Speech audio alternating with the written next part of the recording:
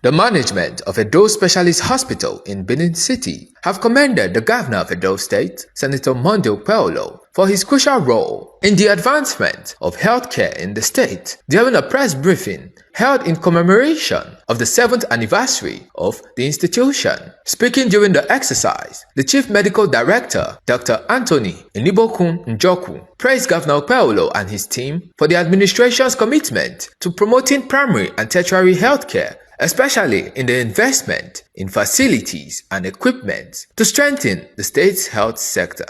Today we gathered not only to celebrate 7 years of Edo Specialist Hospital, but to reflect on a journey of resilience, growth, and an unwavering commitment to delivering quality health care to the people of Edo State. I want to start by sincerely appreciating our dear governor, our Akpako Rescue, our Akpako Health, as we have termed him in Edo Specialist Hospital, distinguished Senator Monday Okpebholo, the Executive Governor of Edo State, for his steadfast support and commitment to strengthening our healthcare system. He has done so well from the primary healthcare up to the tertiary healthcare, and members of his executive. And we can say that the Deputy Governor is also a very strong friend of Edo Specialist Hospital. In the same vein, I equally want to thank our Honorable Commissioner of Health, Dr. Cyril Adams-Oshomole, who has been a very strong vanguard in making sure that all we set out to achieve, we achieve them. One of the first things that happened when we came on board was that His Excellency graciously granted this hospital the need to expand its manpower base. So, right from the very beginning, when we came on board, we found that we have 126 contract staff that are yet to be onboarded onto the Edo State workforce platform.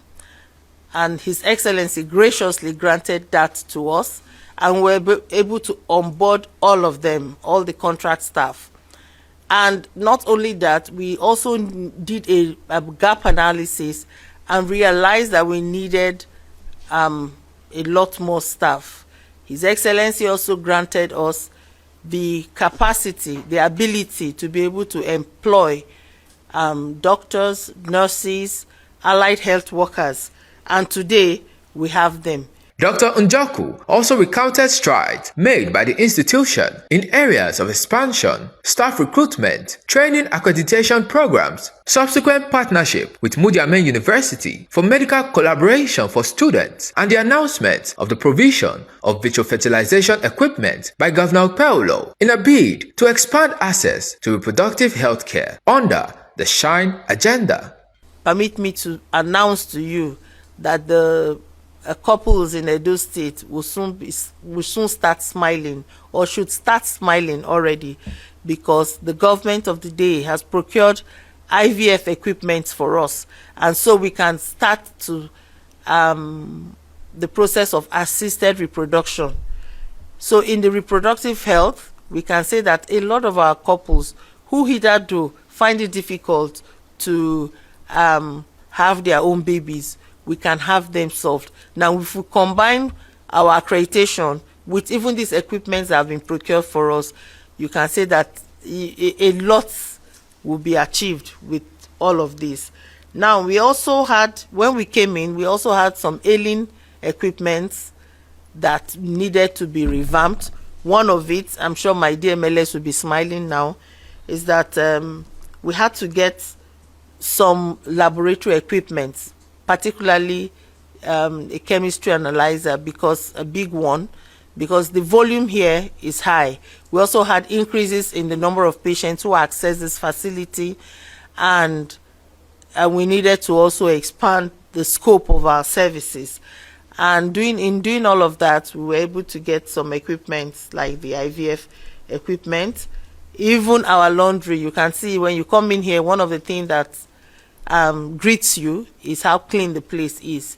We have tried to maintain, a clean work environment, because that's a very important factor. We also had other equipment that we procured, more phototherapy machines for our NICU, that's neonatal intensive care units. We also did, even in our renal dialysis unit, we have also done that. And in the biggest of it is with our ICU. When we came on board, the intensive care unit of this hospital was moribund, was out of use for like a year because of equipment that had run down. And so the very first equipment I think that was purchased for us was a ventilator, and that's because we needed to revamp the ICU. Now this hospital is a hospital that, apart from being a tertiary specialist hospital, it is centrally placed in the city of Benin, in the ancient city of Benin, and that means that what we get to see is a lot. We get to see a lot, so a lot of people are running here, and so it's difficult not to have. You won't be able to take all, but not to have services like intensive care unit. And so when we cried to the government, they said no. So that was the very first thing we were able to do, to put up our ICU together. And ladies and gentlemen, I want to announce to you that we have been putting this ICU to work. We've also onboarded more anesthesiologists, because you need the manpower to also run those services. And I can tell you that we have had good successes, and we will continue to expand and have good successes. So, like I said, one of our proud achievements is the accreditation exercise, which we have had full accreditation. When we mean full accreditation, it's not an easy feat for you to apply for the first time and you are given a full accreditation. The accreditation usually is partial because they want to see how you're doing. But when they came in here and saw and assessed our facilities and assessed our manpower, what we had on ground, and they said, no, this hospital is beyond what it is currently being known for. So they granted us both colleges granted us full accreditation. We are hoping that we'll have the same feat with the family medicine, and we are preparing to go on with family dentistry and the rest of all of that. And one of the other things we did, because when we came in, we said, what is our vision? Yes, we want to talk about service delivery, we want to talk about training, and we want to talk about research. And like I've explained to you about what we have done with trainings and how far the scope of which we have gone with trainings. But we also know that for us to be able to do research, we need to have a lot of support. And so what are we doing in this direction? Currently, we have signed a memorandum of understanding with the Mudiame University in Ira to be its teaching hospital. What that means that when it's a teaching hospital, we are able to do far more than we're doing that. We are able to position ourselves to be able to receive grants to do a lot of research.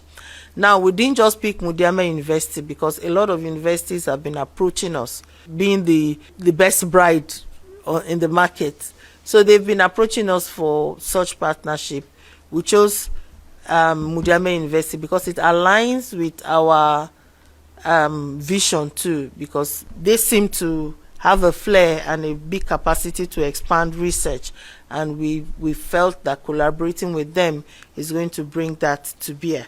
So like I said, currently we have signed the MOU with them to serve as teaching hospital for its medical students. This partnership strengthens our role as both a healthcare provider and a training institution. The exercise was then followed by a media tour of the institution led by Dr. Suleiman Ozemoka, which gave journalists a chance to assess equipment and services provided by the institution. Olumide Abiodun Mudashiru, reporting for PFM Global News.